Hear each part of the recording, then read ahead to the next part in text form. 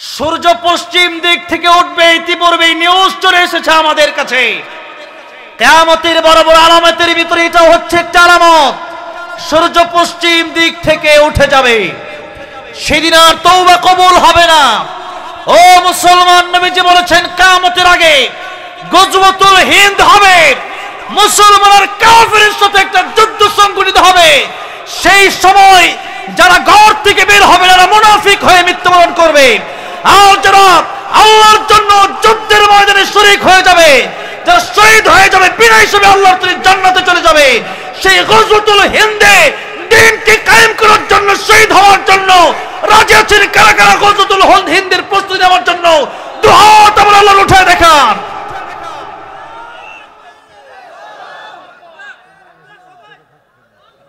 এত আসতে বললে হবে না, জোরে সুবহান লিল্লাহিত তাকবীর, লিল্লাহিত তাকবীর, লিল্লাহিত তাকবীর।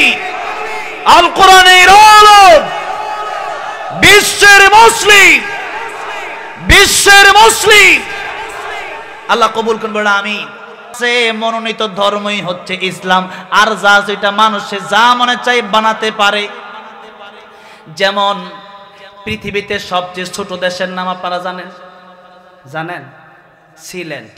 কি সিল্যান্ড? ওই দেশটা হচ্ছে, এটা আপনারা সার্চ দিবেন পৃথিবীর সবচেয়ে ছোট দেশ, তাহলে আপনারা পেয়ে যাবেন ইউটিউবে। ওই দেশটা হচ্ছে দুইটা পিলারের উপরে একটা ছাদ আছে, ওইটা একটা দেশ। ওইটা আমি চিন্তা করলাম ওইটা আবার দেশ হয় কেমনে? পরে দেখলাম ওই একটা পরিবার আছে, ওইটা তারা মিলে একটা দেশ বানায় ফেলছে। ওই দেশের টাকাও আছে, ব্যাংকও আছে, ওই দেশের পতাকাও আছে, একটা হেলিকপ্টার আছে, ওইটা দিয়েই নামে আর যায়। আমি বললাম আল্লাহ, এখন কোন দেশ তারা স্বীকৃতি দেয় না, ওকে আমি নিজে নিজে একটা দেশ। না, আপনি যদি আপনার ঘরে বানালেন যে এটা আমি বাংলাদেশ বাদ দিয়ে এটা একটা দেশ বানাইলাম, তারপর মাথায় সমস্ত বানাতে পারেন, ঠিক না? ঠিক। এখন তারা দেশ বানাইছে সিল্যান্ড। এই সিল্যান্ড এটা হচ্ছে পৃথিবীর সবচেয়ে ছোট দেশ, একটা ঘর একটা বিল্ডিং এর মতো আর কি জায়গা, ওইটাই হচ্ছে একটা দেশ, 1 কিলো না আরো কম। এই জন্য আপনি মন চাইলেই যে ধর্ম বলেন, আল্লাহ বলেন না এগুলো ধর্ম না, ধর্ম একটাই ইসলাম, ধর্ম একটাই ইসলাম। আমার ভাইরা, আমার মুরব্বী মজিরাম, এবার আসুন আব্দুল্লাহ ইবনে হুযাফা রাদিয়াল্লাহু আনহু ডাক দিয়া বললেন, রোমের কুকুর, ধর্ম তো ইসলাম ছাড়া আর কিছু নাই, তো ধর্ম আমি মানতে পারবো না। রোম সম্রাট বলল, তেলে তোমারে ভাজবো। বললাম, আমরা তেলে ভেজে শহীদ করে দিতে পারো। আমরা মুসলমানরা জানি যে আমাদের এই জীবন জীবন নয়, আরো জীবন আছে। এই জীবন নিয়ে যাবে সেই জীবনের কাছে। দুনিয়ার জীবন এটা তো শেষ হয়ে যাবে। এই জন্য যারা জানে দুনিয়ার জীবন শেষ হয়ে যাবে, তাদের অনেক চিন্তা, অনেক টেনশন। আর আমরা মৃত্যুরে ভয় পাই না, মরণ আজকে হলেও হোক। মনে রাখতে হবে, যারা মরণকে ভয় পায় না প্রকৃত ঈমানদার হতে পারে না। নবী আল মুমিনু আল মাউতু তুহফাতুল মুমিন, মুমিনের জন্য মৃত্যু হচ্ছে হাদিয়া। আমার মরণ হবে, আমার দেখা হয়ে যাবে আমার আল্লাহর সাথে। আল্লাহু আকবার। এই জন্য আল্লাহ রাব্বুল আলামিন বললেন, ওয়াল্লাযীনা আমানু আশাদ্দু হুব্বান লিল্লাহ। মুমিন যারা হয়, ঈমান যাদের ভিতরে থাকে, তাদের কলবে, তাদের অন্তরে সবচাইতে বেশি ভালোবাসা আমি আল্লাহর জন্য। কার জন্য? আর আল্লাহর সাথে যদি দেখা করতে চান, মরণ ছাড়া আল্লাহর সাথে দেখা করার কোনো সিস্টেম নাই। আছে নাকি?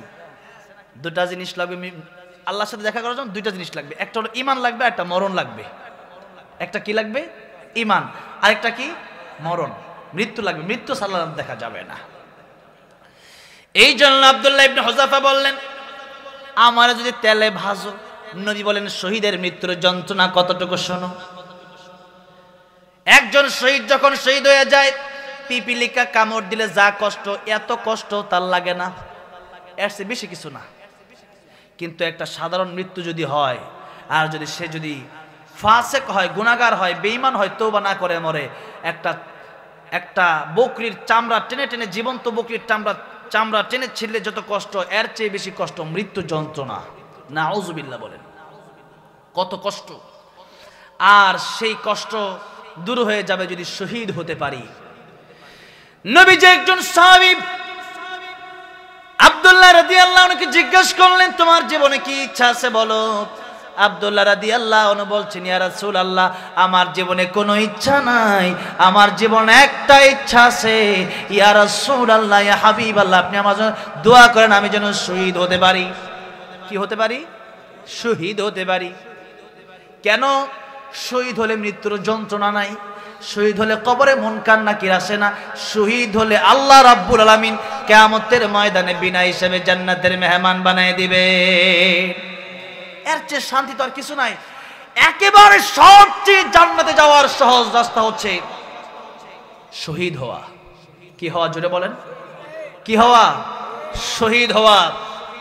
আমাদের এক হয়ে যেতে হবে, আমাদের এক হয়ে যেতে হবে। গজওয়াতুল হিন্দ যখন শুরু হয়ে যাবে, এই খুব শীঘ্রই, আমার তো মনে হয় খুব শীঘ্রই, কত শীঘ্রই এটা আমি বলতে পারছি না, মনে হয় আমাদের শরীক হওয়া লাগবে, আমাদের শরীক হওয়া লাগবে গজওয়াতুল হিন্দে।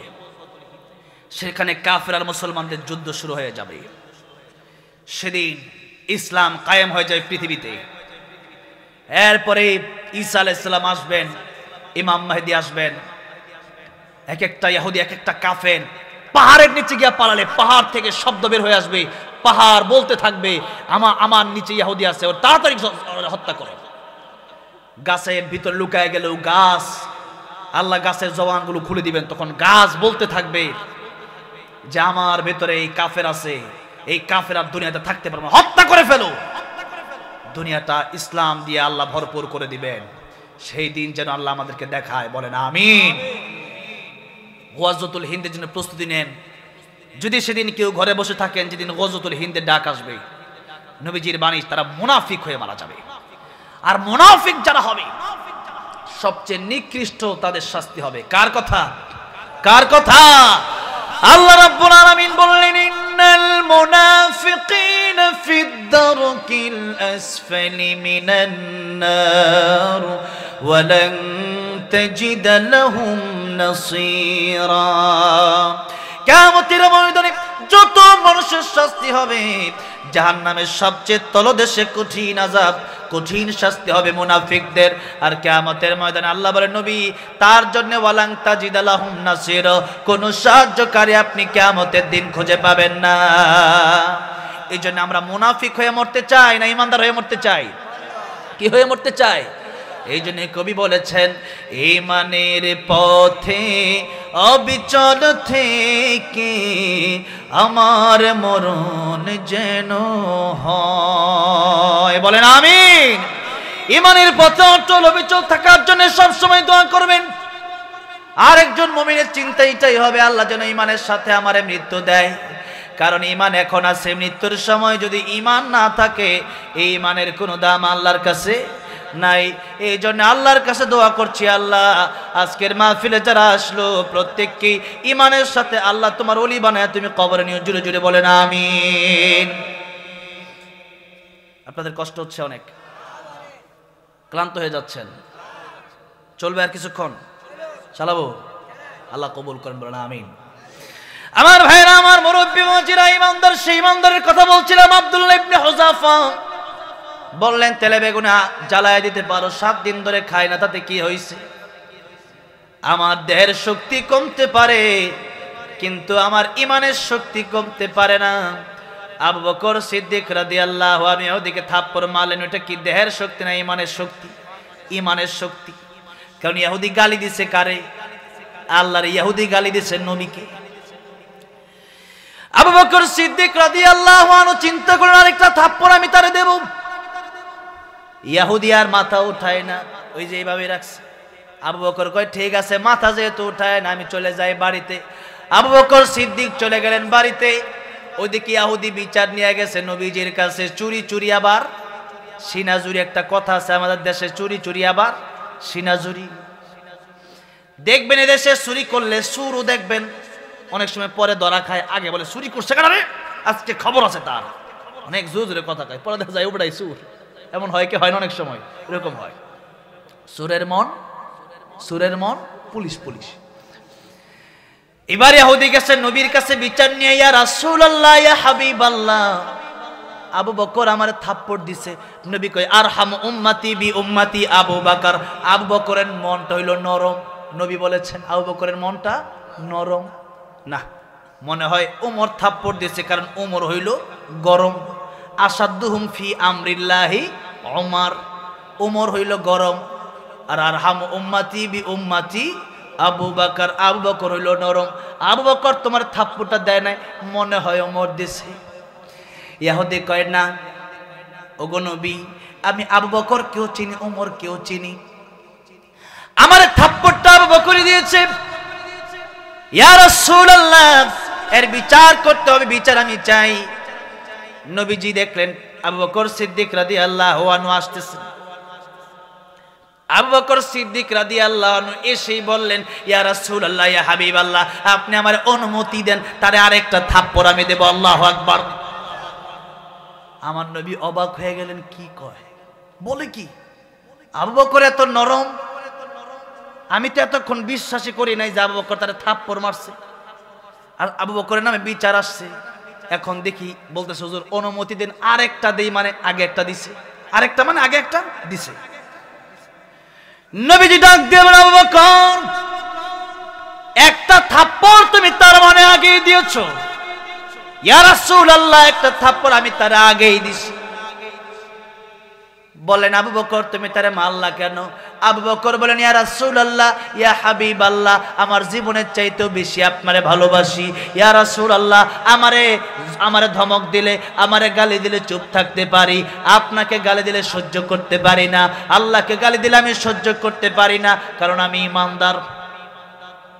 ঈমানদারকে ব্যক্তিগত কথা বললে ঈমানদার সহ্য করতে পারে, ঈমানদারের পরিবার নিয়ে কথা বললে সহ্য করতে পারে, তবে আল্লাহর কসম ওয়াল্লাহি বিল্লাহি তাল্লাহি, ঈমানদারের সামনে যদি আল্লাহর কোরআনের বিরুদ্ধে কথা বলা হয়, ঈমানদার তা কখনো বরদাস্ত করতে পারে না। জোরে বলেন কথা ঠিক না বেঠে? কাতারে আমার সাথে দেখা হলো শামীম সাইদি হাফিজাহুল্লাহ, আল্লামা সাইদি সাহেবের ছেলের সাথে একটা প্রোগ্রাম ছিল একসাথে। আমি বসলাম ওনার সাথে, অনেক চোখের পানি ছেড়ে ছেড়ে বলছিলেন আমার বাবা কত ভালো। আমার বাবা কোরআনের কথা বলার কারণে যখন জেলে নিয়ে গেল, আমার বাবাকে বলা হয়েছিল যে আপনি জামাতে ইসলামী ছেড়ে দেন, আপনি একটু শক্ত কথাগুলো ছেড়ে দেন, আপনি আস্তে আস্তে কোরআনের কথা বলেন, তাতে কোনো সমস্যা নাই, আপনি মিঠা মিঠা কথাগুলা বলেন। কিন্তু আপনাদেরকে জিজ্ঞাসা করতে চাই, শুধু মিষ্টি খাওয়ার নাম কি সুন্নাত, নাকি পাথর খাওয়ার নামও সুন্নাত? নবীজি পাথর খায় নাই, খায় নাই। সুন্নাত নয় শুধু দাওয়াতের মেহমান, সুন্নাত নয় শুধু খাওয়া শেষে মধুপান, আরো কিছু সুন্নাত আছে তুমি জানো কি? জানলেও জীবনে কখনো তা মানো কি? সুন্নাত শুধু নয় বকরি চড়াতে যাওয়া, আর সুন্নাত হলো পাথরের আঘাত খাওয়া। ঠিক না বে ঠিক? মুহাব্বতে তার খালিদ মোরালি আবু বকরের মতো পাশে থাকো কি? আর কিছু সুন্নাত আছে তুমি জানো কি? জানলেও জীবনে কখনো তা মানো কি? ঠিক না বেঠে? এই জন্য সুন্নাত শুধু মিষ্টি খাবার নাম নয়, সুন্নাত হলো আল্লাহ রাব্বুল আলামিনের জন্য, আল্লাহর কোরআনের জন্য, নবীর ইজ্জতের জন্য নিজের জীবনটা দিয়ে দেওয়া, এটাও হচ্ছে নবীর সুন্নাত। এই জন্য নবীর সুন্নাত আমরা অর্ধেক মানব না পরিপূর্ণ? প্রথমে বলছিলাম পরিপূর্ণ মানতে হবে। আল্লাহ বললেন আইয়ুহাল্লাযীনা আমানু দুখুলু ফিস-সিলমি কাফা আইতাম্মা। ঈমানদার, যদি ঈমানদার হও, ইসলাম পরিপূর্ণ মানো। এখন ওযুর ফরজ কয়টা? হ্যাঁ, 4টা। এখন ওযু আপনি 3টা ফরজ মানলেন, অনেক শীত, আপনি বললেন ঠিক আছে পাটা ধুইলাম না, নামাজ 4 রাকাত এশার নামাজ 3 রাকাত পড়লাম, 1 রাকাত বাদ দিয়ে দিলাম, ওযু হবে না, নামাজও না। আপনি 3টা ফরজ মানছেন, 3 রাকাত পড়ছেন, হবে না, কারণ পুরোটাই মানতে হবে। আল্লাহ বলেন অর্ধেক মেনে জান্নাতে যাওয়া যাবে না, মানতে যদি হয়, যদি জান্নাতে যেতে হয় অর্ধেক না, পরিপূর্ণ। পরিপূর্ণ। আমার ভাইরা, আমার মুরব্বি মুজিরম, আবু বকর সিদ্দিক রাদিয়াল্লাহু আনহু বললেন, ইয়া রাসূলুল্লাহ, ইয়া হাবিবাল্লাহ, নিজের জীবনের চাইতে বেশি আপনারে ভালোবাসি। ইয়া রাসূলুল্লাহ, আমারে কিছু বললে আমি চুপ থাকতে পারি, আপনারে কিছু বললে সহ্য করতে পারি না, কারণ আমি ঈমানদার। ইয়া রাসূলুল্লাহ, ইয়া হাবিবাল্লাহ, আর আপনি না বলেছেন লা ইউমিনু আহাদুকুম হাত্তা আকুনা হাব্বা ইলাইহি মিন ওয়ালিদিহি ওয়া ওয়ালাদিহি ওয়ান নাসি আজমাইন। নবীকে জীবনের চাইতে বেশি ভালো না বাসতে পারলে পরিপূর্ণ ঈমানদার হওয়া যায় না। এই জন্য নবীকে আমাদের জীবনের চাইতে বেশি ভালোবাসার দরকার আছে না নাই? আবু বকর সিদ্দিক রাদিয়াল্লাহু আনহু বললেন, ইয়া রাসূলুল্লাহ, ইয়া হাবিবাল্লাহ, আমার জন্য যত বেশি আমি পাগল, আপনার জন্য তার চেয়ে কোটি কোটি গুণ বেশি আমি পাগল। আমারে আমি যত বেশি ভালোবাসি, আপনার তার চাইতে কোটি গুণ বেশি আমি ভালোবাসি। আমরাও আমাদের জীবনকে যত ভালোবাসি, তার চেয়ে বিশ্ব নবীকে বেশি ভালোবাসি কি বাসি না? মন আমার কাঁদে রে, প্রাণ আমার কাঁদে রে, যেতে সোনার মদিনা, যে মদিনা ধন্য হলো পেয়ে তব ঠিকানা। মন কাঁদে কি কাঁদে না নবীর জন্য? যেই নবীর কারণে ইসলাম পেলাম, কোরআন পেলাম, দিন পেলাম, জান্নাতের রাস্তা চিনলাম, ওই নবী তো দুনিয়ার জন্য রহমত, আখিরাতের জন্য রহমত। আলহামদুলিল্লাহি রাব্বিল আলামিন, ওয়া মা আরসালনাকা ইল্লা রাহমাতাল লিল আলামিন। আল্লাহ বলেন আমি যত জায়গার জন্য রব, আমার নবী তত জায়গার জন্যই রহমত। আবার কিয়ামতের ময়দানে সকল নবীরা বলবে নফসি নফসি নফসি, আমার কি উপায় হবে, আমি কোথায় যাব? নবী বলেন মাথার উপরে, কত উপরে? অর্ধ হাত না। সুরমার যে দানি আছে, সুরমার যে কাঁটা আছে, ওইটা কতটুকু লম্বা? 1 আঙ্গুল পরিমাণ, এতটুকু উপরে থাকবে সূর্য। 9 কোটি 30 লক্ষ মাইল ধরে সেই সূর্য নেমে আসবে মাত্র 1 আঙ্গুল উপরে মাথা, নিচে থাকবে জমিন, তামার জমিন। ফিলিস্তিনের ময়দান থেকে শুরু হয়ে যাবে কিয়ামতের ময়দান, এটাও কিয়ামতের ময়দানই হবে। মাটি থাকবে না, আটলান্টিক মহাসাগর, বঙ্গোপ মহাসাগর, আরব মহাসাগর সব আল্লাহ রাব্বুল আলামিন ভরাট করে দিবেন। হাউজে কাউসারের পানি ছাড়া সেদিন কোনো পানি থাকবে? নবীকে আল্লাহ বলবেন, ও নবী, আপনার খাঁটি উম্মত যারা, আপনারে ভালোবেসেছে যারা, আপনি তাদেরকে 1 গ্লাস করে পানি পান করান। দুধের চেয়েও মিষ্টি, মধুর চেয়েও মিষ্টি, দুধের চেয়েও সাদা। 1 গ্লাস পানি যে ব্যক্তি একবার পান করবে, 50,000 বছর আর পিপাসা লাগবে না। এরপরে উম্মত সহ নবীরা বলবে নফসি নফসি।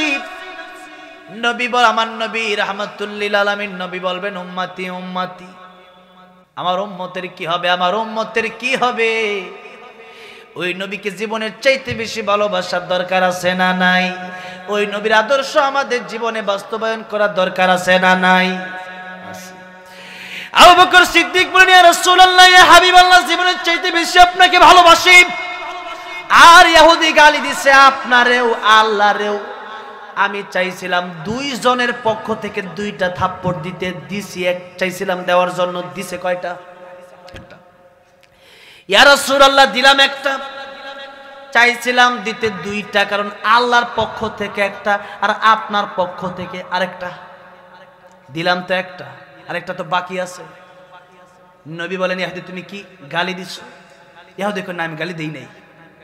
ও ওরা তো মিথ্যাবাদী, বললাম না চুরি চুরি, আবার সেটা যে মিথ্যা কথা বেশি কয় তারা। এবার আল্লাহর নবী বলেন, আবু বকর তোমার সাক্ষী আছে। ইসলামের বিচার দেখেন। আবু বকর সিদ্দিক বলেন, ইয়া রাসূলুল্লাহ আমার সাক্ষী নাই। ইহুদি কয় আমার সাক্ষী আছে, কারণ ওই সময় ইহুদির সাথে আরেকটা ইহুদি ছিল, আর আবু বকরের সামনে অন্য কোনো মুসলিম ছিল না।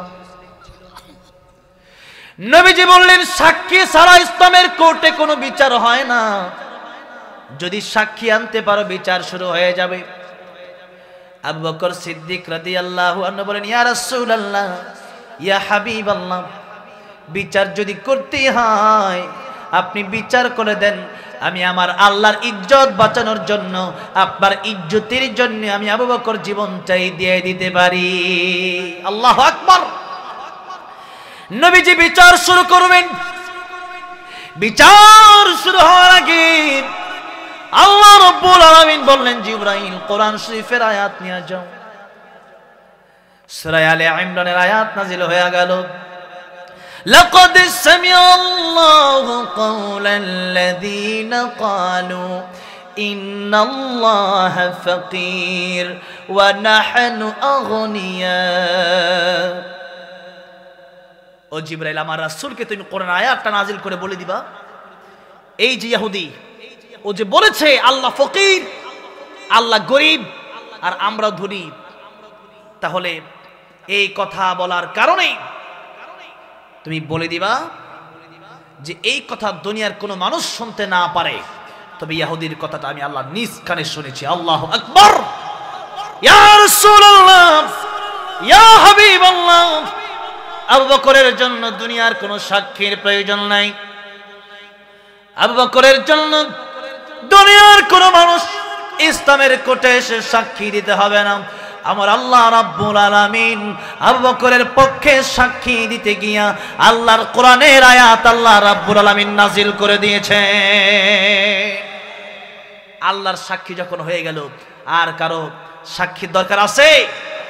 আর কারো সাক্ষী দরকার নেই। আমার ভাইরা, আমার মুরব্বী বাবাজিরা, বলতেছিলাম আবু বকর সিদ্দিক রাদিয়াল্লাহু আনহু তিনি নবীকে এত ভালোবাসলেন কেন? তিনি নবীকে চিনলেন, যার জন্য নবীর জন্য জীবনটাই দিয়ে দিতে চাইলেন। আর আবু লাহাব নবীকে চিনল না, যার কারণে আবু লাহাব পাথর নিয়ে আসছে নবীকে মারার জন্য। নাউজুবিল্লাহ। আল্লাহ বললেন, আবু লাহাব তুই ধ্বংস হয়ে যাবি, আমার নবী ধ্বংস হবে না। আমার নবী রাহমাতুল লিল আলামিন, তাব্বাত ইয়াদা আবি লাহাবি ওয়া তাব মা আগনা আনহু মালুহু ওয়া মা কাসাব সায়াসলা নারান যাতাল লাহাবি ওয়া ইমরাআতুহু হাম্মালাতাল হাতাব ফি জিদিহা হাবলুম মিন মাসাদ। আবু লাহাব দুনিয়াতেও ধ্বংস, আখিরাতেও ধ্বংস। আবু লাহাবের মাল সম্পদ, আবু লাহাবের স্ত্রী উম্মে জামিলও ধ্বংস। উম্মে জামিল নবীর বিরুদ্ধে আসছিল। আর আবু লাহাবের দুই পুত্র ছিল, তারাও নবীর বিরুদ্ধে আসছিল। আল্লাহ বলেন, নবীর বিরুদ্ধে যারাই আসবে, কোরআনের বিরুদ্ধে যারাই আসবে, তারাই ধ্বংস হয়ে যাবে। আর কোরআনের পক্ষে যারাই থাকবে, ইন্নাল আবরারা লাফি নাঈম, তারাই ভালো থাকবে। কে বলেছেন? আল্লাহ বলেছেন তারাই নিয়ামতের ভিতরে ডুবে থাকবেন। ওয়া ইন্নাল ফুজ্জারা লাফি জাহিম, আর যারা পাপাচার তারা থাকবে জাহান্নামে। দুনিয়াতে টাকা থাকতে পারে, শান্তি থাকবে না। দুনিয়াতে ক্ষমতা থাকবে, শান্তি থাকবে না। আর পরকালে জাহান্নামের আগুনের তো কোনো কথাই। এই জন্য শুন, আল্লাহ নবীর বিরুদ্ধে শুরু হয়ে গেল কখন? যখন নবী আল্লাহ দাওয়াত দিলেন, যখন নবী কোরআনের কথা বললেন। এবার নবীজির বিরুদ্ধে লেগে গেল আবু লাহাব, আবু জাহেল, উম্মে জামিল, উতবা, শাইবা, ওয়ালিদ ইবনে মুগিরা। নবীকে বললেন, ঠিক আছে, কোরআনের দাওয়াত যদি তুমি দাও, তোমার যদি ভালো লাগে, একটা কাজ করো, কোরআনের দাওয়াতটা শুধু বন্ধ করে দাও। তুমি নামাজ, রোজা, হজ, যাকাত এগুলাও করো। আর আমরা যে মূর্তিকে পূজা করি, লাত, মানাত, উজ্জাকে, তুমিও কিছুদিন পূজা করো। সম্ভব? সম্ভব? আল্লাহ রাব্বুল আলামিন বললেন, কুল ইয়া আইয়ুহাল কাফিরুন লা আ'বুদু মা তা'বুদুন। আল্লাহ বললেন, ও নবী, কাফিরদেরকে আপনি জানা দেন তাদের ধর্ম তাদের, আমাদের ধর্ম আমাদের, যার কারণে এই ধর্ম যার যার, উৎসব সবার, এ কথার কোনো ভিত্তি নাই। আমি যদি কবিতা এরকম একটা বানাই, বিয়া যার যার, বউ সবার, কেউ রাজি হবে? এই কবিতার কোনো ভিত্তি নাই। কবিতা যদি বলতে হয়, গান যদি বলতে হয়, গজল যদি বলতে হয়, তার একটা অর্থ থাকার দরকার আছে না নাই? যেরকম আমি লিখেছি, আল্লামা সাইদি তুমি মরণী শহীদ হয়েছো, তুমি এটাই জানি, এটা একটা মিনিংস আছে, এটা একটা অর্থ আছে। তার মানে আল্লাহ বলেছেন, লা তাকুলু লিমান ইউকতালু ফি সাবিলিল্লাহি আমওয়াত, যারা আমার রাস্তায় শহীদ হয়ে যায় তাদেরকে তোমরা মৃত বলবা না, তারা শহীদ, এরা জীবন্ত, তারা কবরে আসে, তাদের মৃত্যুর সাথে সাথে তাদের আত্মাকে আমি আল্লাহ রাব্বুল আমিন সবুজ পাখি বানায়া জান্নাতের ভিতরে উড়াই আর খাবার দেই। বাল আহইয়াউন ইনদা রাব্বিহিম ইরযাকুন, তারা জীবিত, আল্লাহু আকবার, এবং তাদেরকে রিজিক দেওয়া হয়। সুতরাং আমি সেই কোরআন আয়াতের দিকে লক্ষ্য করে আর অসংখ্য দলিল, প্রত্যেকটা আমি যে গানগুলো লিখেছি গানের অনেক দলিল আছে। দলিল ছাড়া তো গান লেখা যাবে না, দলিল ছাড়া তো কবিতা বানানো যাবে না।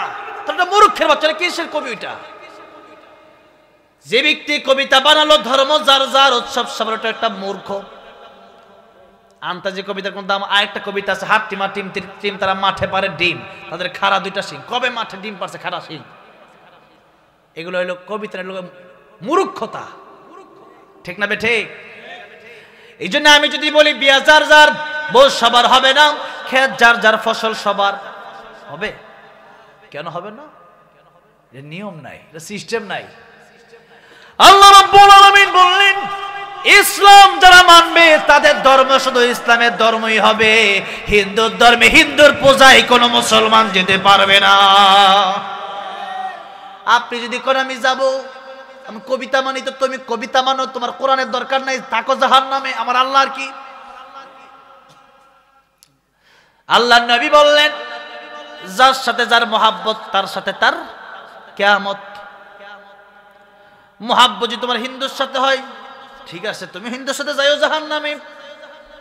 মহাব্বত যদি খ্রিস্টানের সাথে হয়, তুমি যাইও খ্রিস্টানের সাথে জাহান্নামে। তা তো রাজি না। তো রাজি না হলে কোরআন মেনে নেন, এছাড়া জান্নাতে যাওয়ার কোনো বিকল্প রাস্তা নাই। এবার নবীজি বললেন, তোমাদের ধর্ম আমি মানতে পারবো না। এবার নবীজিকে লোভ দেখানো হলো, যে কাজ করো, ঠিক আছে, আমাদের ধর্ম মানার দরকার নাই, তুমি যে ধর্ম ওইটাই মানো, কিন্তু আমাদেরকে এগুলো দাওয়াত দিও না। নবী বললেন, দাওয়াত থেকে আমি পিছপা হব না। এবার নবীকে বললেন, বাড়ি গাড়ি নারী ক্ষমতা কি লাগবে? নবী কই কিচ্ছু লাগবে না, আল্লাহুল মাওলা ফালাহুল কুল। আপনি আল্লাহর প্রেমে পাগল হন, আল্লাহ দুনিয়া আপনার পায়ে ঢেলে দেবেন, অটোমেটিক দুনিয়া আপনার পিছনে পিছনে ঘুরবেন। টাকার পিছনে ঘুরবেন, টাকা পাবেন, আল্লাহর পিছনে ঘুরেন, টাকা আপনার পায়ের তলায় আসবে। নবীজি বললেন, আল্লাহুল মাওলা ফালাহুল কুল, আমি আল্লাহরে ভালোবাসি। এই দুনিয়া আল্লাহ রাব্বুল আলামিনের কাছে একটা মশার পাকার সমান দাম নাই। যদি থাকতো একটা কাফের বেঈমান এক গ্লাস পানি পান করার সুযোগ পেত না। নবী বললেন, সম্ভব না, দাওয়াত আমি দেবই। আমি এসছি দাওয়াত দেওয়ার জন্য, আমি একা মসজিদে যাবো এটা হতে পারে না, সবাইকে দাওয়াত দিয়া নিজেও মসজিদে যাব, সবাইকেও মসজিদে নিয়ে যাব। তারা বলল, মুহাম্মদ তুমি তো ক্ষতিগ্রস্ত হয়ে গেছো, এত অফার তোমারে দিলাম, এত অফার তুমি রাজি না? বাড়ি গাড়ি নারীর জন্য মানুষ কি না করে, 5 কাঠা জায়গার জন্য সারা জীবন হারাম খায়, 5 তলা বিল্ডিং করার জন্য সারা জীবন হারাম খায়, একটু ক্ষমতার জন্য মানুষ খুন করে ফেলে। আর তোমার আমরা অটোমেটিক কিচ্ছু লাগবে না, দাওয়াতটা ছেড়ে দেবা, আর তোমাকে আমরা এই অফার। নবী বললেন, অফার তো দূরের কথা, এই অফার এটা তো সম্ভব। কাফির, যা সম্ভব না, আমার এক হাতে যদি ওই আকাশের চন্দ্র দেওয়া হয়, আর এক হাতে যদি আকাশের সূর্যটাও দেওয়া হয়, আমি নবী একটা সেকেন্ডের জন্য আল্লাহর কোরআন থেকে বিমুখ হয়ে যাব না। আল্লাহু আকবার। তারা বলল, তুমি ক্ষতিগ্রস্ত। আল্লাহ বলেন, ওয়াল আসর, ইন্নাল ইনসানা লাফি খুসর, সব ক্ষতিগ্রস্ত। ইল্লা ইল্লা কিন্তু আল্লাযীনা আমানু, ইল্লাল্লাযীনা আমানু ওয়া আমিলুস সালিহাত ওয়া তাওয়াসাউ বিল হাক্কি ওয়া তাওয়াসাউ বিস সাবর। এই কেবলমাত্র শানে নজুল শেষ হলো আর কি। এবার একটু সংক্ষিপ্ত তাফসীর, সংক্ষিপ্ত তরজমাটা কম বাকি কোরিয়ার পরে তো শেষ হবে। জানি আপনাদের ধৈর্যের মানে কষ্ট হচ্ছে, আপনারা কোলাতে পারছেন না। কালকে এক জায়গায় মাহফিলে গেলাম, একজন বলছে হুজুর ঘুমে ধরতেছে। আমাকে আমারও তো ধরতেছে। তো ঠিক আছে, ঘুমে ধরলে অবশ্যই যেতে পারে। আমার মাহফিলে আমি তা বলি না যে বসেই থাকতে হবে। এরপরে কে জানতে বাদাম নাকি বেচতেছে, আমি বলি না বের হয়ে যাও। আমি বলি বাদাম বেচো, থাক, চা বেচলে বেচো, আমার সামনে পানি আছে, তা আমার শ্রোতারা চা খাইলে সমস্যা কি? ঠিক না? ঠিক। ওইটার বিরুদ্ধে আমি করি না, করুক। যার কোরআনের প্রতি মন আছে সে এমনি শুনবে, আর যার নাই সে শুনবে না। আল্লাহ রাব্বুল আলামিন বলেন ওয়াল আসর, সময়ের কসম। আল্লাহ রাব্বুল আলামিন এই সময়কে বড় গুরুত্ব দিলেন। আমরা কাটি কার কসম? আল্লাহ কাটলেন সময়ের কসম। এই ওয়াল আসরের ব্যাখ্যায় খুতবার শুরুতে একখানা হাদিস পড়লাম। আল্লাহর নবী বলেন ইগতানিম খামসান ক্বাবলা খামসিন শাবাবাকা ক্বাবলা হারামিক। 5 সময়ের আগে তোমরা 5 সময়কে গনিমত মনে করো। কয়টা সময়? 5টা। 1 নাম্বার শাবাবাকা ক্বাবলা হারামিক, যুবক বয়সে তোমরা গনিমত মনে করো, যুবক বয়সে আল্লাহর ইবাদত করো। বৃদ্ধ হয়ে গেলে পারবা না। কারণ আর বৃদ্ধ তো পরের কথা, প্রতিদিন রাস্তাঘাটে, হসপিটালে, বিভিন্ন জায়গায়, দেশে প্রবাসে যুবক মারা যাচ্ছে কি যাচ্ছে না? কখন কার মরণ হবে এটা কি আমরা জানি? কার মরণ কোথায় হবে এটা কি আমরা জানি? জানি না। এই জন্যই কবি বলেছেন আমার মরণ আসিবে কখন কেউ তো জানি না, আমার মরণ আসিবে কখন কেউ তো জানে না। আমি মরে গেলে আমায় তোমরা ভুইলা যাইও না, আমি চলে গেলে আমায় তোমরা ভুইলা যাইও না। আমার মরণ আসিবে কখন কেউ তো জানে না, আমার মরণ আসিবে কখন কেউ তো জানে না। এই দুনিয়া চিরজীবন থাকার জায়গা না, অন্ধকার কবর যে আমার আসল ঠিকানা। সবাই রেখে আমায় চলে যাবে, সঙ্গী হবে না। সবাই রেখে আমায় চলে যাবে, সঙ্গী হবে না। আমার মরণ আসিবে কখন কেউ তো জানে না, আমার মরণ আসিবে কখন কেউ তো জানে না। এই জন্য আল্লাহ বলেন ইন্না সাআতাতি আতুনাকাদু ফিহা লিতুজজা কুল্লু নাফসিন বিমা তাসআ। সূরা তাহায় আল্লাহ বললেন মৃত্যু আমি আল্লাহ গোপন রেখে দিয়েছি। কি রেখে দিয়েছি? গোপন রেখে দিয়েছি। কার মরণ কোথায় হবে, কখন হবে কেউ জানে না। কারণ হলো মৃত্যুর প্রস্তুতি যেন ব্যক্তি 24 ঘন্টা নিয়ে রাখে। আর যদি বলা হয় আপনি 50 বছর বাঁচবেন, 49 বছর আপনার জীবন আপনি গুনাহ করে কাটাবেন, মিজানের পাল্লায় যখন মাপা হবে দেখবে 1 বছরের আমল আছে আর 49 বছর গুনাহ আছে। মিজানের পাল্লা হালকা হয়ে গেলে, গুনার পাল্লা ভারী হয়ে গেলে জাহান্নামে যাওয়া লাগবে। আপনি নেক আমল করবেন না। এই জন্য আল্লাহ মৃত্যুর কারণ আমাদেরকে জানালেন না। আরেকটা কারণ হচ্ছে দুনিয়ার নিজাম পরিবর্তন হয়ে যাবে। এই দুনিয়ায় আপনি চলাফেরা করেন, বাস আসতেছে, হরেন দিচ্ছে, আপনি সরে গেলেন কেন? আমি যদি বাসের নিচে পড়ে যাই আমি মরে যাব। কিন্তু আপনি যদি জানেন 2026 সালে আমার মৃত্যু হবে, বাস আসবে, ট্রাক আসবে, পুলিশ বলবে ওই দিকে যাও, আপনি বলবেন আমার উপরে চাক্কা উঠায় দাও, যাও গা। কেন? যে আমি তো মরবো না, আমার মরণ তো 2026 সালে। তো আল্লাহ মৃত্যুর কথা জানালেন না, কারণ দুনিয়ার নিজাম, দুনিয়ার সিস্টেম ঠিক থাকবে না। বাস যাবে, যেতে পারবে না, লোক দাঁড়ায় থাকবে যে আমার তো মরণই হবে না, তো চাকা চলে যাক আমার উপর দিয়ে, আমি তো মরবো না। হ্যাঁ, দুনিয়ার নিজাম ঠিক থাকবে না। এই জন্য আল্লাহ মরণের কথা জানালেন না। আল্লাহ রাব্বুল আলামিন বলেন, ইদা জাজালুহুম লা ইস্তাখিরুনা সাআতাও ওয়া লা ইস্তাকদিমুন। মৃত্যুর সময় যখন হয়ে যাবে, এক সেকেন্ড আগেও না পরেও না, মরণের সময় হয়ে গেলে মালাকুল মউত সাথে সাথে তোমার কাছে চলে যাবে, এক মিনিট সময় তোমার দেওয়া হবে না। সুতরাং এই দুনিয়ায় আজ আছি কাল নাই নাই নাই, আখিরাতের চিন্তা আমার আপনার ভিতরে নাই, কবরের চিন্তা আমার আপনার ভিতরে নাই। অথচ আপনি চিন্তা করেন আখিরাত অনেক দূরে। না না, আখিরাত অনেক দূরে না, বরং এখন যদি আপনি মরে যান তাহলে হতে পারে ফজরের পরে আপনার জানাজা হয়ে যাবে। নবী বলেন মানুষকে দাফন করার পরে 40 কদম মানুষ হেঁটে যেতে যতক্ষণ সময় লাগে, এতক্ষণ সময়ের ভিতরে আল্লাহ তার ভিতরে আবার রূহ দিয়া দেয়, সে উঠে, তাকে উঠে দুইজন ফেরেশতা তাকে উঠায় বসায়। আর কবরের উপর দিয়া মানুষ যে হাঁটতেছে জমিনে, ওই হাঁটার শব্দ কবরের ভিতর থেকে ব্যক্তি শুনতে পায়। এরপরে জিজ্ঞেস করা হয়, মার রাব্বুকা ওয়া মান দীনুকা ওয়া মান হাযার রাজুল আল্লাযী বুইসা ফীকুম। কিসে চাকরি করতে, কয় টাকা বেতন পেতে, কয়টা বাড়ি, কয়টা গাড়ি, কত টাকার মালিক, তা জিজ্ঞেস করা হবে না। বলা হবে রবকে রবের পরিচয় দাও, দিন কি দিনের পরিচয় দাও। আমার নবীকে দেখায় বলা হবে চিনো। যারা প্রকৃত উম্মত তারা তো দুনিয়াতে নবীকে স্বপ্নেই দেখে, সুবহানাল্লাহ, দেখেই চিনবে, বলবে এটা তো আমার প্যারা নবী, যেই নবীকে জীবনের চাইতে বেশি ভালোবাসতাম।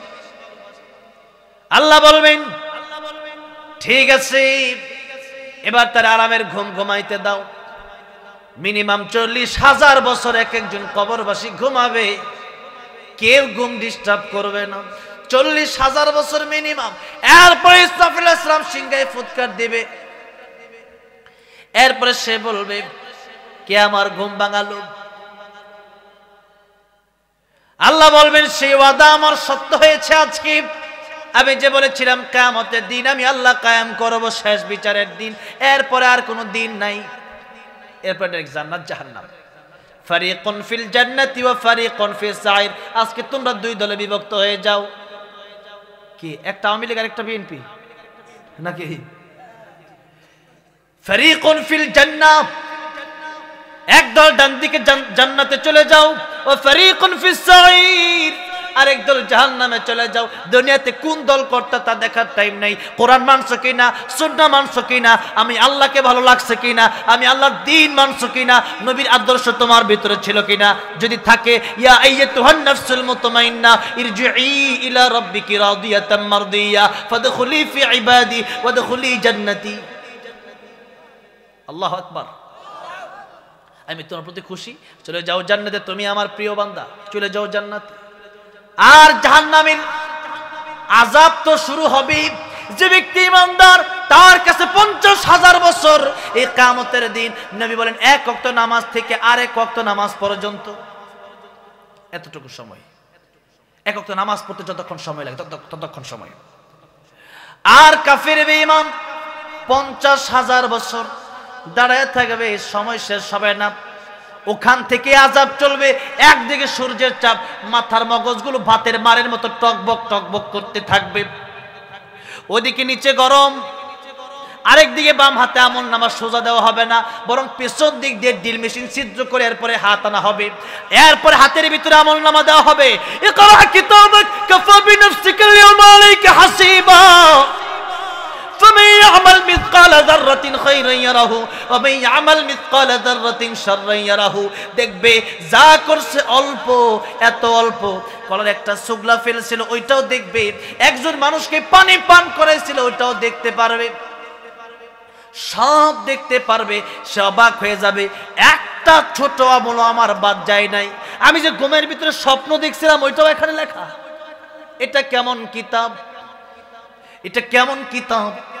সেদিন মানুষ আফসোস করে বলবে, আমি যদি মানুষ না হয়ে কুকুর হতাম তাও তো ভালো ছিল, মানুষ না হয়ে যদি শুকর হতাম ভালো ছিল, মানুষ না যদি গরু হইতাম ভালো ছিল। জব করতো দুনিয়াতে আমারটা শেষ ছিল, জাহান্নাম আমার ভোগ করা লাগতো না। আমার ভাইরা, আমার মুরব্বী বাবাজিরা, এই জন্য খেতে চিন্তা করেন, বয়সের কোনো হিসাব নাই, আর কখন মরবেন, আর 20 বছর পরে ভালো হব, এই চিন্তা করে কোনো লাভ নাই। আগামী রমজানে ভালো হব, আগামী শুক্রবারে ভালো হব, বিয়ের পরে ভালো হব না। আপনি বিয়ে করবেন তার গ্যারান্টি আছে? আপনি রমজান মাস পর্যন্ত বাঁচবেন সেই গ্যারান্টি আছে? নবীজি নিজেও দোয়া করে, আল্লাহুম্মা বারিক লানা ফি রজব ওয়া শাবান ওয়া বাল্লিগনা রমাদান। আল্লাহ আপনি আমার হায়াত বাড়ায় দেন, নবীজি নিজ দোয়া করতেছে। আর আপনার তো গ্যারান্টি নাই। নবীজি বলেন, ও সাহাবীরা, আমার কাছে মালাকুল মউত যদি আসে, অনুমতি নেওয়ার প্রয়োজন আছে। আছে না? আছে। মালাকুল মউত যখন এসেছিলেন তখন মালাকুল মউত দরজার বাইরে দাঁড়িয়েছিলেন। নবীজি বিছনায় শোয়া, নবীর প্রচন্ড জ্বর, ঘরের বাইরে থেকে সালাম দিচ্ছিলেন, আসসালামু আলাইকা ইয়া রাসূলুল্লাহ। নবীজি বলেন, ফাতেমা, ঘরের বাইরে কে যেন সালাম দিয়ে একটু দেখো। দরজা খুলে দেখে এত বড়, যার মাথা আকাশে, যার পা জমিনে। ফাতেমা রাদিয়াল্লাহু আনহা বলেন, আব্বা, ও বাবা, এমন লোক আমি জীবনে দেখি নাই, এটা কেমন লোক আপনারা সালাম দেয়, এটা কে? নবী বলেন, এটা মালাকুল মউত, দুনিয়ার সব সৎকর্তনকারী চলে এসেছে। তার মানে অনুমতি দিছে। বললেন, ফাতেমা, অনুমতি দিব না, আপনাকে নিয়ে যেতে আসছো। নবী বলেন, ফাতেমা, আমি অনুমতি না দিলে সে আসবে না ঠিক, কিন্তু আমি নবী অনুমতি দিয়ে দিলাম, তারা আসতে বলো। নবী যে অনুমতি দিয়েছে, এরপরে আসছে, এরপরে এসে শুধু জান কবজ করে নাই, এসে বলি, ইয়া রাসূলুল্লাহ, আপনি যদি বলেন আপনার জান কবজ করব, আর না বললে আপনাকে আল্লাহ হায়াত দিবে। নবী বলেন, হাত্তা ইয়াতিয়ানি জিবরাইল, জিবরাইল আসার আগ পর্যন্ত তুমি অপেক্ষা করো। সুবহানাল্লাহ। জিবরাইল আসলেন, ইয়া রাসূলুল্লাহ, ইয়া হাবিবাল্লাহ, কি জন্য ডেকেছেন? ও জিবরাইল, আমি যাব না, থাকবো, লম্বা ঘটনা। জিবরাইল বলে, এই দুনিয়া কষ্টের জায়গা, আর পরকাল হলো আপনার জন্য। আমার আল্লাহ রাব্বুল আলামিনের সাথে দেখা হবে, জান্নাতে যাবেন, এটা আসল জায়গা। আর আল্লাহ আগে বলেছেন, ইন্নাকা মাইয়িতুন ওয়া ইন্নাহুম মাইয়িতুন, কুল্লু মান আলাইহা ফান ওয়া ইয়াবকা ওয়াজহু রাব্বিকা যুল জালালি ওয়াল ইকরাম, কুল্লু নাফসিন যায়িকাতুল মাউত সুম্মা ইলাইনা তুরজাউন। কত আয়াত বলবো। আল্লাহ আগে বলেছেন, সবারই মৃত্যুবরণ করা লাগবে, এমন কি মালাকুল মউত আজরাইলেরও জান কবজ হবে, এমনকি মৃত্যুরও মৃত্যু হবে। সুবহানাল্লাহ। মরবে না একজন, তিনি কে? আল্লাহ। এবার বলেন, ইয়া রাসূলুল্লাহ, ইয়া হাবিবাল্লাহ, যাওয়াই লাগবে আপনার, আজ নয় কাল। অনেক লম্বা ঘটনার মাঝখানে ঘটেছে, এগুলা বললে ঘন্টার পর ঘন্টা যাবে। নবী বললেন, শেষ মুহূর্তে নবী বললেন, মালাকুল মউত, এবার আমার জান কবজ করো। অনুমতি দিয়েছেন, যখন জান কবজ করা শুরু হলো তখন। এরপর নবীজি সাহাবায়ে কেরামদেরকে কি বলছেন শুনেন।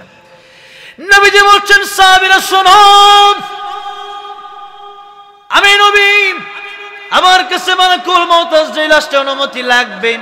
এরপরেও আমি নবী ডান দিকে সালাম ফিরায়া বাম দিকে সালাম ফেরাবো, এর গ্যারান্টি আমি নবীও দিতে পারবো না। নবী যদি এই গ্যারান্টি না দিতে পারেন, আমি আপনি দিতে পারবো? তাহলে বোঝা গেল যে আর 10-20 বছর বাঁচবো, 30 বছর বাঁচবো, রমজানে ভালো হবো, বিয়ে করার পর ভালো হবো, এগুলো ফালতু কথা, এগুলো কথার কোনো ভিত্তি নাই। তাই আল্লাহ বলেন, তোমরা 24 ঘন্টা ওয়াল টাইম তোমরা মৃত্যুর জন্য প্রস্তুতি নিয়ে থাকো, যে কোনো সময় মালাকুল মউত চলে যাবে, যে কোনো সময়, যে কোনো সময়। এটাই মালাকুল মউত চলে গেলে, মৃত্যুর গড়গড়া শুরু হয়ে গেলে আর তওবা কবুল হবে না। 2টার সময় আসে গেলে আর তওবা কবুল হবে না। সূর্য পশ্চিম দিকে উঠলে আর তওবা কবুল হবে না। আর যদি মৃত্যুর যন্ত্রণা শুরু হয়ে যায়, তখন আর তওবা কবুল হবে না। এই জন্য সময় যেহেতু আছে, এখনো পশ্চিম দিক থেকে সূর্য উঠে নাই, আর আমাদেরও মৃত্যুর যন্ত্রণা শুরু হয় নাই। এখন তওবা করার সুযোগ আছে না নাই?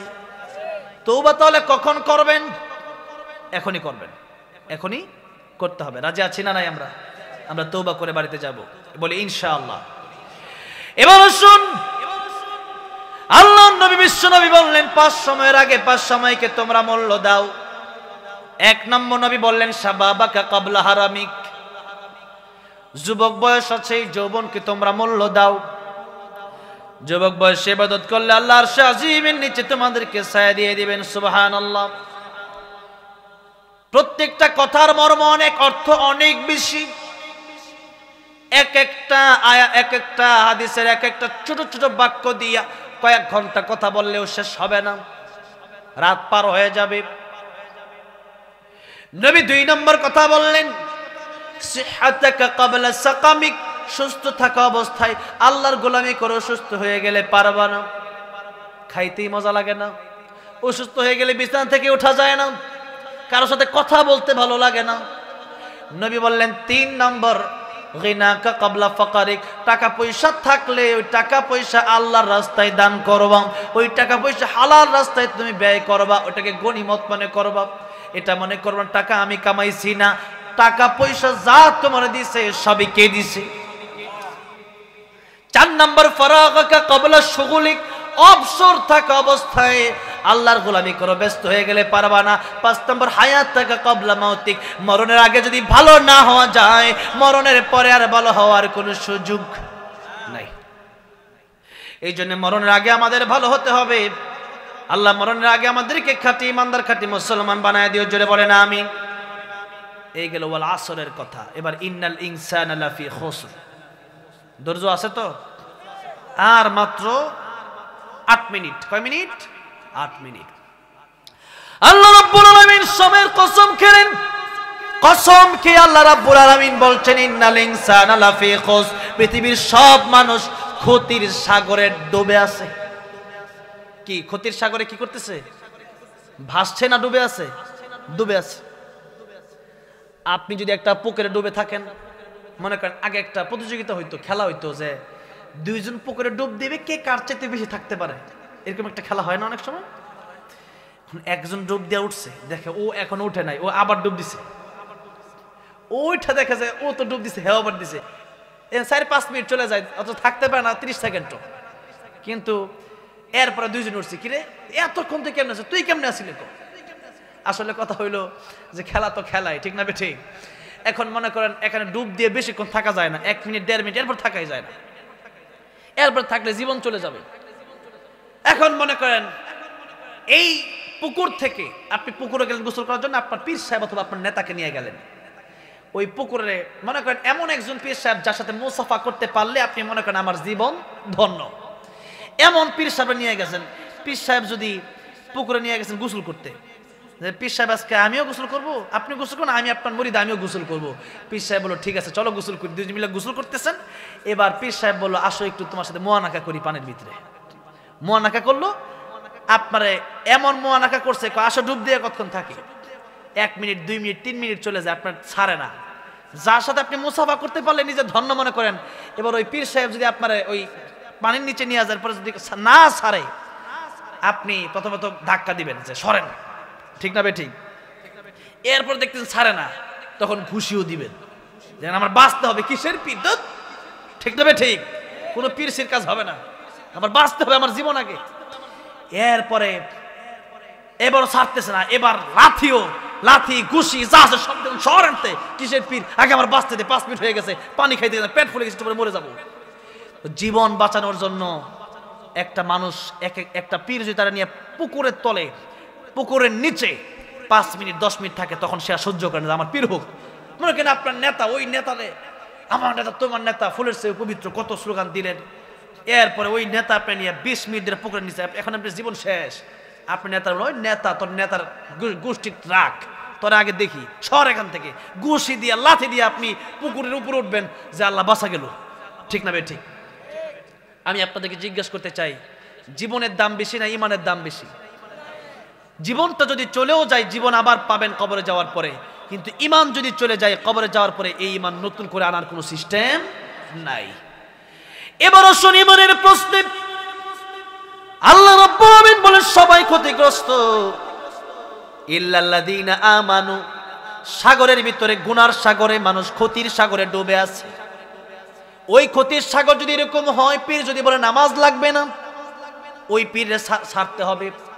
পীর যদি বলে পর্দা লাগবে না, পীরকে ছাড়তে হবে। পীর যদি কয় আল্লাহর বাদ দিয়ে আমার পায়ে সেজদা দিতে হবে, তা ছাড়তে হবে।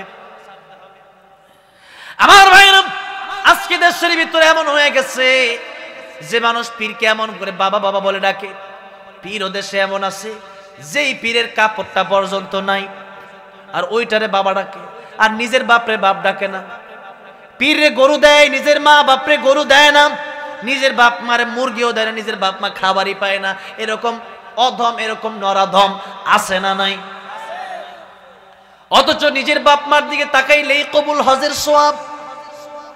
সুবহানাল্লাহ কোন। হজ করতে গেলে কষ্ট আছে না নাই? এবার আমি যাচ্ছি হজ করতে, 8-10 লাখ টাকা দরকার। একজন হজ করতে গেলে কত লাখ টাকা দরকার? মিনিমাম এখন 8-10 লাখ টাকা দরকার। এখন 8-10 লাখ টাকাও দরকার, আবার দেহেরও দরকার। ইসলামে ইবাদত হচ্ছে 2 প্রকার, দেহ এবং অর্থের মাধ্যমে। যেমন নামাজ যদি আপনি পড়েন, ফজরের নামাজ যদি আপনি না পড়েন, আরেকজনকে বলে তোমার 500 টাকা দিলাম, আমার না, তুমি যেহেতু নামাজ পড়তে যাবা, আমার নামাজটা তুমি পড়া দিও, নামাজ হবে।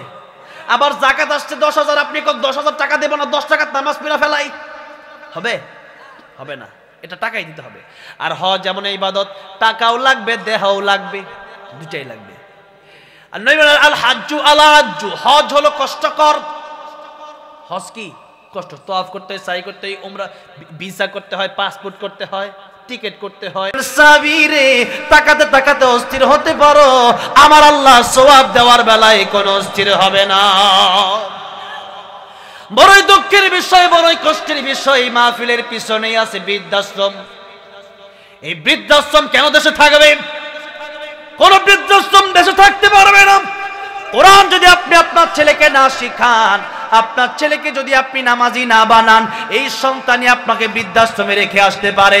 আল্লাহর কোরআন যদি ভিতরে থাকে, যেই ব্যক্তি নামাজি হয়ে যাবে, যে ব্যক্তি আল্লাহরে চিনবে, ওই ব্যক্তি জানবে ওয়া কাদা রাব্বুকা আল্লা তা'বুদু ইল্লা ইয়াহু ওয়া বিল ওয়ালিদাইনি ইহসানা।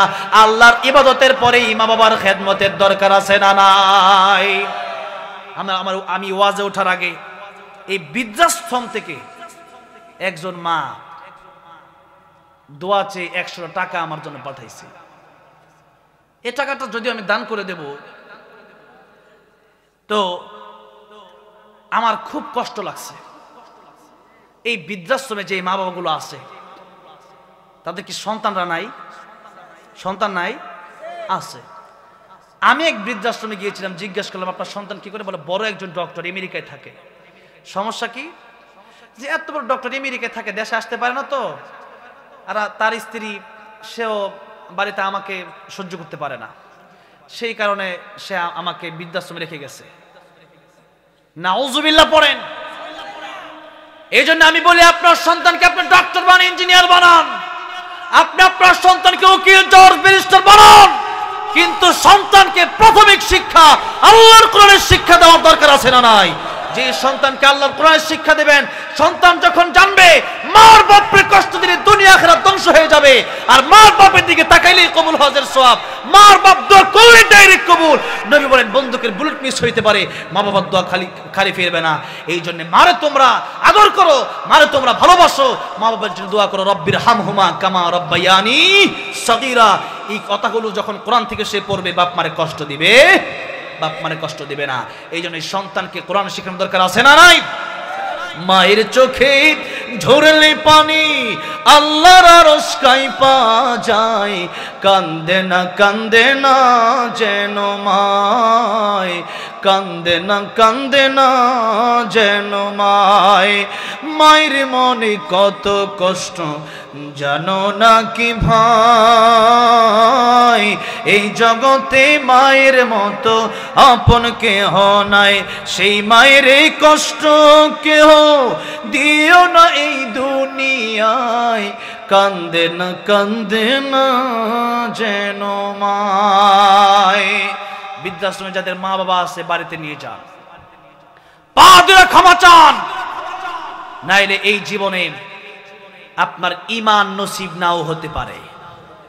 জীবনে এমন বিপদে পড়বেন, স্ত্রী আপনাকে রেখে চলে যেতে পারে, সবাই আপনাকে ছেড়ে দিবে, আপনি মাটি খামসাবেন, খেতে পারবেন না।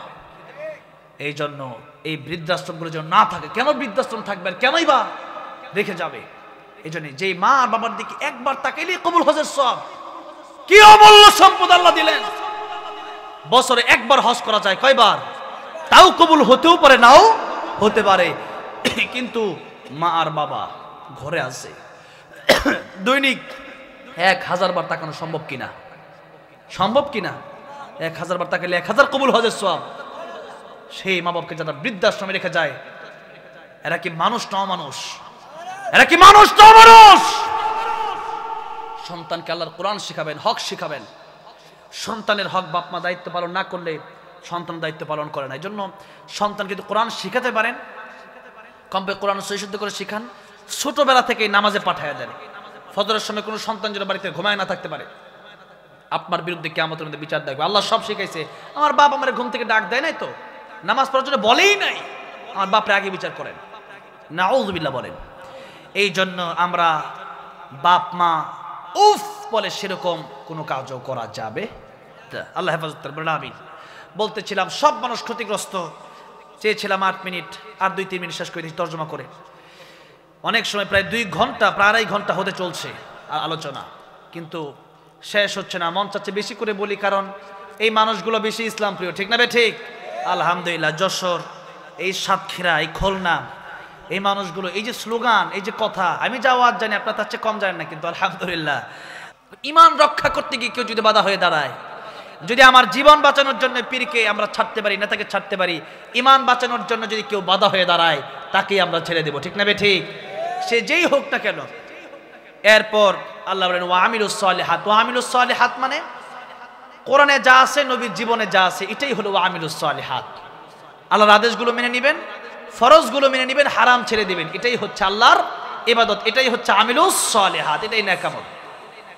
3 নাম্বার, নিজে করলে হবে না, নিজের সন্তান, নিজের স্ত্রী, নিজের ভাই, নিজের বোন, এলাকার অন্যান্য যারা আছে সবাইকে দাওয়াত দিয়ে মসজিদে নিতে হবে। যারা কোরআন পারেন তাদেরকে, যারা কোরআন পারেন তাদেরকে কোরআন শেখাতে হবে। এরপরে এই কোরআন শেখাতে গেলে, নামাজ পড়তে গেলে, যেরকম নামাজ পড়তে গেলে শীত করে ফজরের সময়, শীত লাগে না? সে কনকনে শীত, এটাও লাগবে, কষ্ট হবে, কিন্তু আল্লাহ বলেন ধৈর্য ধরো, সবর, ধৈর্য ধরো। এরপরে কোরআনের কথা বলতে গেলে, ভালোভাবে বলতে গেলে জেল জুলুম হামলা মামলাও আসবে। আসছে না? আল্লামা সাইদি থেকে আল্লাহ মামুল হক আসছে না? ছাড় পাই নাই কেউ। তো এই যে হামলা মামলা, জেল জুলুম, এগুলো আসতে পারে, তবে এগুলোর ভেতরে ধৈর্য যারা ধরবে, যারা ধৈর্য ধারণ করবে, আল্লাহ বলেন এদের জন্য আমার সুসংবাদ হলো জান্নাত। সবচেয়ে কম, সবচেয়ে ছোট জান্নাত হবে 10 দুনিয়ার চাইতে বড়, সুবহানাল্লাহ। আর সবচেয়ে বড় জান্নাত কত বড় হবে এটা আল্লাহই ভালো জানে। জান্নাতে থাকবে অনন্তকাল, এই হায়াত জীবনে শেষ হবে না। ওটা জান্নাত দরকার না দুনিয়া দরকার? এই 40-50 বছর এটা কোনো জীবনই না। জান্নাতের তুলনায় এটা 1 মিনিট 1.5 মিনিট, 1 মিনিট 1.5 মিনিট। তুমি বলেন একটা বিশাল সমুদ্রে তুমি একটা আঙ্গুল রাখলো, ওই আঙ্গুল রাখার পরে আঙ্গুল ডুবাইয়া দিলা, আঙ্গুলটা আবার উঠানোর পর দেখলা পানি সব পড়ে গেল, 1 ফোঁটা পানি আছে। গোটা সমুদ্রের তুলনায় 1 ফোঁটা পানি যেমন, আখিরাতের হায়াতের তুলনায় এই জীবনটা, দুনিয়ার জীবনটা এমন 1 ফোঁটা পানির মতো, 1 ফোঁটা পানি। আর গোটা সাগরে যা পানি আছে তুমি শেষ করতে পারবে না এই পানি। এত পানি হচ্ছে আখিরাত, আখিরাতের হায়াতের কোনো শেষ নাই। এই জন্য আমরা আখিরাত চাই। আল কাইয়িসু মান দানা নাফসাহু ওয়া আমিলা লিমা বা'দাল মাউত। জ্ঞানী ওই ব্যক্তি যে নিজের চিন্তা করে এবং যেই ব্যক্তি পরকালের আমল করে। আল্লাহ আমাদেরকে পরকালের আমল করে খাঁটি মুসলমান হয়ে জান্নাত যাওয়ার তৌফিক দান করেন, বলেন আমিন। এরপরে আসছে, এখানে আসছে যে হুজুর আল্লামা সাইদি, আমার বড় ভাই গেয়ে দিয়েছে আল্লামা সাইদি, আমি আর কি গাবো? তারপরেও আজকে আমার বড় ভাইও গেয়েছে, ছোট ভাইও গাইবে, ঠিক না বে ঠিক? শুনবেন আপনারা, আমরা আল্লামা সাইদিকে আল্লাহর কোরআনের জন্য ভালোবাসি, সেই জন্যই আমরা আল্লামা সাইদিকে নিয়ে লিখেছি। আগেও ভালোবেসেছি, এখনো ভালোবাসবো। আল্লামা সাইদির সাথে ইনশাআল্লাহ আমরা জান্নাতেও থাকবো। বলি ইনশাআল্লাহ, জোরে বলি ইনশাআল্লাহ। আর যারা এই বিরোধিতা করেছে তারা এই বাংলাদেশেও থাকতে পারে নাই, পরকালেও আসল বিপদ আছে না নাই? হ্যাঁ, জনগণের টাকা খাওয়ার বিপদ আছে, জুলুমের বিপদ আছে, খুনের বিপদ আছে।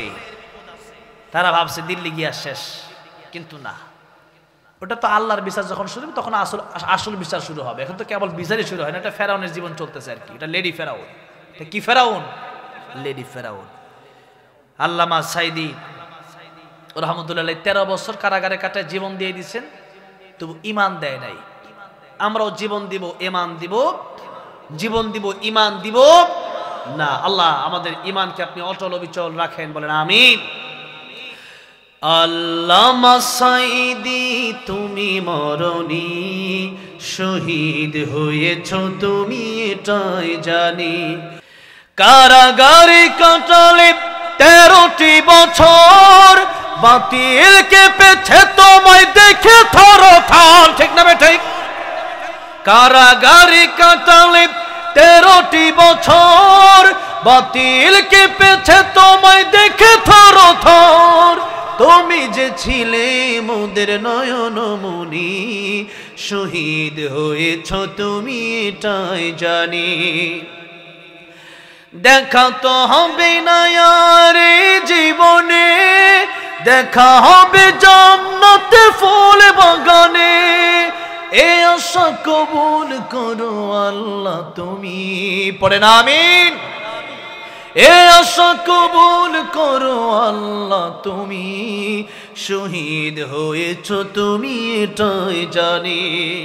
শহীদ হয়েছ তুমি এটাই জানি। আল্লাহ আল্লামা সাইদির কবরকে তুমি জান্নাতের বাগান বানায় দাও, জোরে বলেন আমিন। আল্লাহ আমাদেরকেও তুমি শহীদের মৃত্যু দিও, জোরে বলেন আমিন। ও মদিনার মাটি রে,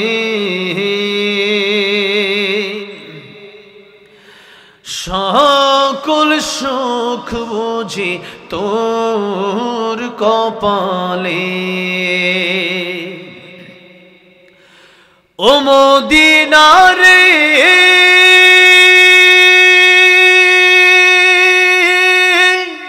তোর বুকে আমার নবী, যার লাগে পাগল সবই, যার তরে হইল সৃষ্টি ত্রিভুবন।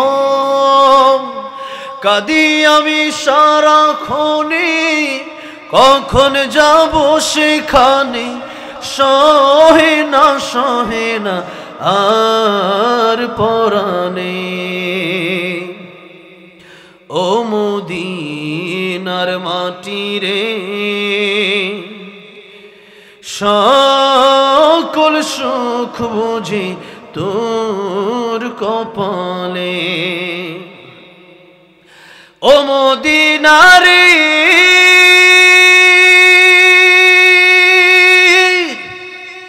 পাখি যদি হতাম আমি, উড়ে উড়ে যেতাম আমি, থাকতো না মনে কোনো যন্ত্রণা। দেহে নাই পাখায় আমার, সাথে নাই টাকায় আমার, কেমনে কেমনে যাব সেখানে। ও মদিনার মাটি রে, সকল সুখ বুঝি তোর কপালে। ও মদিনার মাটি রে, সকল সুখ বুঝি তোর কপালে। আল্লাহ সবাইকে বারবার মক্কা মদিনা যাওয়ার তৌফিক দান করেন, জোরে বলেন আমিন। আমার উস্তাদের উস্তাদ, উনি চলে গেছেন কারি আব্দুল রহমতুল্লাহ আলী, আল্লাহ ওনাকে জান্নাতুল ফেরদাউস দান করেন, বলেন আমিন। সে আজানটাই আমি দেব, তবে আমি বলেছিলাম মক্কা মদিনায় তাহাজ্জুদের আজান হয়। কিসের আজান? এই গভীর রজনীতে আজান দিলে পরে অনেকে বলে এত রাতে কিসের আজান, অনেকে হয়তো ঘুমাইছে উঠে যাবে যে ফজরের আজান দিল না, তো এত রাতে আমি বলছি না, এটা তাহাজ্জুদের আজান দেওয়া যায়। মক্কা মদিনায় কারা গেছে একটা হাত তুলেন তো দেখি, যে মক্কা মদিনা আগে গিয়ে আসছেন। আলহামদুলিল্লাহ, মাশাআল্লাহ, অনেকেই গেছেন, হাত নামান। আলহামদুলিল্লাহ, মক্কা মদিনায় ফজরের আগে একবার আজান হয় না? দেখছেন, যারা গেছে তারা জানে, ওইটা হলো তাহাজ্জুদের আজান। তো আজকে একটা ওয়াদা নেব যে প্রতিদিন যদি না পারি, সপ্তাহে একদিন হলেও, সপ্তাহে একদিনও যদি না পারে, মাসে একদিন হলেও আমরা তাহাজ্জুদ পড়বো। কি পড়বো? আর ফরজ তো আছে, তো বলা লাগবে না, তাহাজ্জুদ পড়বো। তাহাজ্জুদ পড়লে মানুষ আল্লাহর ওলি হয়ে যায়। কি হয়ে যায়? আল্লাহর ওলি হয়ে যায়। আল্লাহর ওলি মানে আল্লাহর বন্ধু। আমরা আল্লাহর বন্ধু হতে চাই কি চাই না? চাই। আজকে আমি তাহাজ্জুদের আজানটা দিয়ে ওই আমলটা আমি উদ্বোধন করতে চাই। রাজি আছেন তো তাহাজ্জুদ পড়তে? ইনশাআল্লাহ, ইনশাআল্লাহ। আর আজান যে দেব, প্রতি লাইন শেষ হবে ইমানদারের আওয়াজে জোরে জোরে আল্লাহু আকবার বলতে হবে। রাজি আছেন? আগে একটু টেস্ট করব, বলেন তো আল্লাহু আকবার। এই আওয়াজে আজান দেওয়া যাবে না, ইমানদারের আওয়াজে বলতে হবে জোরে আল্লাহু আকবার। এই আওয়াজ যতক্ষণ আছে আজান ততক্ষণ। যখন দেখবো আওয়াজ কমে গেছে, আজান মাঝখান থেকে শেষ, দোয়া হয়ে যাবে। আওয়াজ হবে তো ইনশাআল্লাহ? আরেকবার বলেন আল্লাহু আকবার। আল্লাহু আকবার,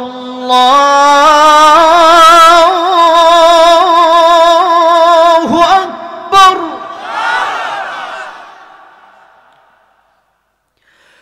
আল্লাহু আকবার,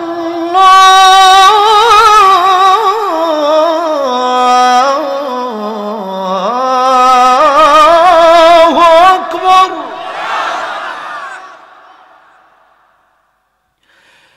أشهد أن لا إله إلا الله.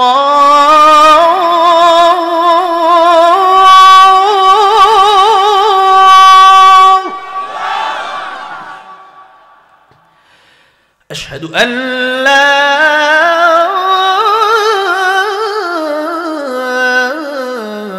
إله إلا الله.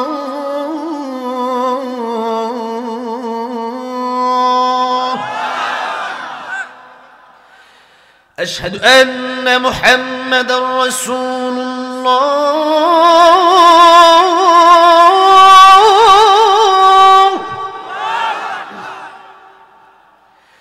أشهد أن محمد رسول الله.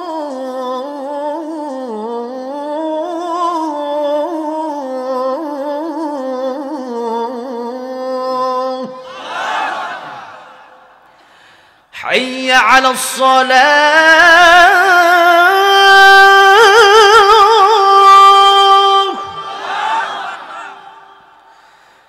حي على الصلاة.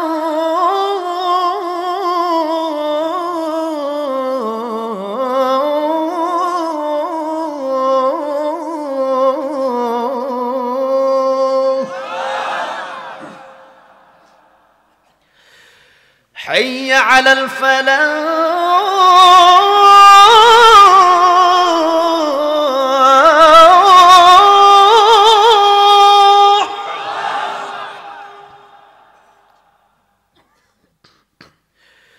حي على الفلاح.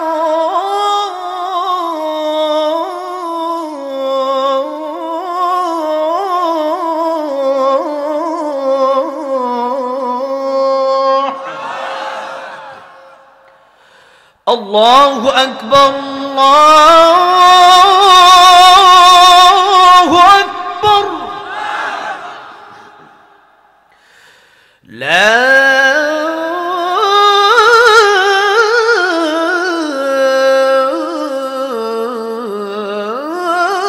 إله إلا الله.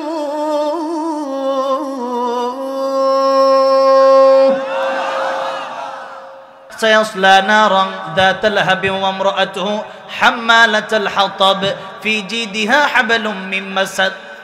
আবু লাহাব দুনিয়াতেও ধ্বংস, আখিরাতেও ধ্বংস। আবু লাহাবের মাল সম্পদ, আবু লাহাবের স্ত্রী উম্মে জামিল ধ্বংস। উম্মে জামিল নবীর বিরুদ্ধে আসছিল। আর আবু লাহাবের দুই পুত্র ছিল, তারাও নবীর বিরুদ্ধে আসছিল। আল্লাহ বলেন নবীর বিরুদ্ধে যারাই আসবে, কোরআনের বিরুদ্ধে যারাই আসবে তারাই ধ্বংস হয়ে যাবে। আর কোরআনের পক্ষে যারাই থাকবে, ইন্নাল আবরারা লাফি নাঈম, তারাই ভালো থাকবে। কে বলেছেন? আল্লাহ বলেছেন তারাই নিয়ামতের ভিতরে ডুবে থাকবেন। ওয়া ইন্নাল ফুজ্জারা লাফি জাহিম, আর যারা পাপাচার তারা থাকবে জাহান্নামে। দুনিয়াতে টাকা থাকতে পারে, শান্তি থাকবে না। দুনিয়াতে ক্ষমতা থাকবে, শান্তি থাকবে না। আর পরকালে জাহান্নামের আগুনের তো কোনো কথাই।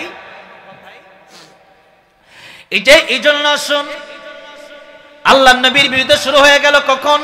যখন নবী আল্লাহ দাওয়াত দিলেন, যখন নবী কোরআনের কথা বললেন। এবার নবীজির বিরুদ্ধে লেগে গেল আবু লাহাব, আবু জাহেল, উম্মে জামিল, উতবা, শাইবা, ওয়ালিদ ইবনে মুগিরা। নবীকে বললেন, ঠিক আছে, কোরআনের দাওয়াত যদি তুমি দাও, তোমার যদি ভালো লাগে, একটা কাজ করো, কোরআনের দাওয়াতটা শুধু বন্ধ করে দাও। তুমি নামাজ, রোজা, হজ, যাকাত এগুলাও করো। আর আমরা যে মূর্তিকে পূজা করি, লাত, মানাত, উজ্জাকে, তুমিও কিছুদিন পূজা করো। সম্ভব? সম্ভব? আল্লাহ রাব্বুল আলামিন বললেন, কুল ইয়া আইয়ুহাল কাফিরুন লা আ'বুদু মা তা'বুদুন। আল্লাহ বললেন, ও নবী, কাফিরদেরকে আপনি জানা দেন তাদের ধর্ম তাদের, আমাদের ধর্ম আমাদের। যার কারণে এই ধর্ম যার যার, উৎসব সবার, এই কথার কোনো ভিত্তি নাই। আমি যদি কবিতা এরকম একটা বানাই, বিয়া যার যার, বউ সবার, কেউ রাজি হবে? এই কবিতার কোনো ভিত্তি নাই। কবিতা যদি বলতে হয়, গান যদি বলতে হয়, গজল যদি বলতে হয়, তার একটা অর্থ থাকার দরকার আছে না নাই? যেরকম আমি লিখেছি, আল্লামা সাইদি, তুমি মরণি শহীদ হয়েছো, তুমি এটাই জানি, এটা একটা মিনিংস আছে, এটা একটা অর্থ আছে। তার মানে আল্লাহ বলেছেন, লা তাকুলু লিমান ইউকতালু ফি সাবিলিল্লাহি আমওয়াত, যারা আমার রাস্তায় শহীদ হয়ে যায় তাদেরকে তোমরা মৃত বলবা না, তারা শহীদ। এরা জীবন্ত, তারা কবরে আসে, তারা মৃত্যুর সাথে সাথে তাদের আত্মাকে আমি আল্লাহ রাব্বুল আমিন সবুজ পাখি বানায়া জান্নাতের ভিতরে উড়াই আর খাবার দেই। বাল আহইয়াউন ইনদা রাব্বিহিম ইরযাকুন, তারা জীবিত, আল্লাহু আকবার, এবং তাদেরকে রিজিক দেওয়া হয়। সুতরাং আমি সেই কোরআন আয়াতের দিকে লক্ষ্য করে আর অসংখ্য দলিল, প্রত্যেকটা, আমি যে গানগুলো লিখেছি, গানের অনেক দলিল আছে। দলিল ছাড়া তো গান লেখা যাবে না, দলিল ছাড়া তো কবিতা বানানো যাবে না। তাহলে মূর্খের বাচ্চারা কিসের কবি? ওইটা যে ব্যক্তি কবিতা বানালো, ধর্ম যার যার, উৎসব সবার, একটা মূর্খ। আন্তাজি কবিতার কোন দাম? আরেকটা কবিতা আছে, হাত টিমা টিম টিম, তারা মাঠে পারে ডিম, তাদের খাড়া দুইটা শিং। কবে মাঠে ডিম পারছে খাড়া শিং? এগুলো হইলো কবিতার মূর্খতা, ঠিক না বেঠে? এই জন্য আমি যদি বলি বিয়া যার যার, বউ সবার হবে না, ক্ষেত যার যার, ফসল সবার হবে, কেন হবে না? এর নিয়ম নাই, এটা সিস্টেম নাই। আল্লাহ রাব্বুল আলামিন বললেন, ইসলাম যারা মানবে তাদের ধর্ম শুধু ইসলামের ধর্মই হবে। হিন্দুর ধর্মে, হিন্দুর পূজায় কোনো মুসলমান যেতে পারবে না। আপনি যদি কোন আমি যাব, আমি কবিতা মানি, তো তুমি কবিতা মানো, তোমার কোরআনের দরকার নাই, থাকো জাহান্নামে। আমার আল্লাহর কি? আল্লাহর নবী বললেন, যার সাথে যার মহাব্বত, তার সাথে তার কিয়ামত। মহাব্বত যদি তোমার হিন্দুর সাথে হয়, ঠিক আছে, তুমি হিন্দুর সাথে যাইও জাহান্নামে। মহাব্বত যদি খ্রিস্টানের সাথে হয়, তুমি যাইও খ্রিস্টানের সাথে জাহান্নামে। তা তো রাজি না। তো রাজি না হলে কোরআন মেনে নেন, এছাড়া জান্নাতে যাওয়ার কোনো বিকল্প রাস্তা নাই। এবার নবীজি বললেন, তোমাদের ধর্ম আমি মানতে পারবো না। এবার নবীজিকে লোভ দেখানো হলো, যে কাজ করো, ঠিক আছে, আমাদের ধর্ম মানার দরকার নাই, তুমি যে ধর্ম ওইটাই মানো, কিন্তু আমাদেরকে এগুলো দাওয়াত দিও না। নবী বললেন, দাওয়াত থেকে আমি পিছপা হব না। এবার নবীকে বললেন, বাড়ি, গাড়ি, নারী, ক্ষমতা কি লাগবে? নবী কই, কিচ্ছু লাগবে না। আল্লাহুল মাওলা ফালাহুল কুল। আপনি আল্লাহর প্রেমে পাগল হন, আল্লাহ দুনিয়া আপনার পায়ে ঢেলে দেবেন, অটোমেটিক দুনিয়া আপনার পিছনে পিছনে ঘুরবেন। টাকার পিছনে ঘুরবেন, টাকা পাবেন। আল্লাহর পিছনে ঘুরেন, টাকা আপনার পায়ের তলায় আসবে।